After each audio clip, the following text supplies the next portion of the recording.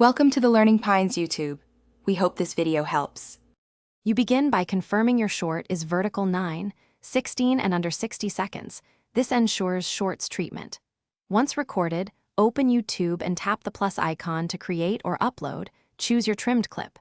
Make sure you apply a clear title and quick description now so YouTube can categorize it. Explain why. Early metadata speeds discovery. While uploading, select visibility and any location or language settings. Press Next to reach the content details step. Once done with the basic upload, focus on optimization.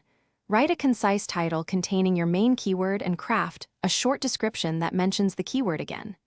You should select audience settings, made for kids or not, and pick the best category. Add tags that reflect synonyms and topics. If available, upload a custom 1080x 1920 thumbnail or choose the best auto frame. Make sure to enable Shorts features and add one clear CTA in the description to guide viewers.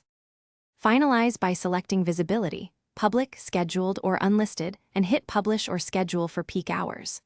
Once live, monitor retention and watch time in the first 24 to 72 hours. That data tells you if the hook worked.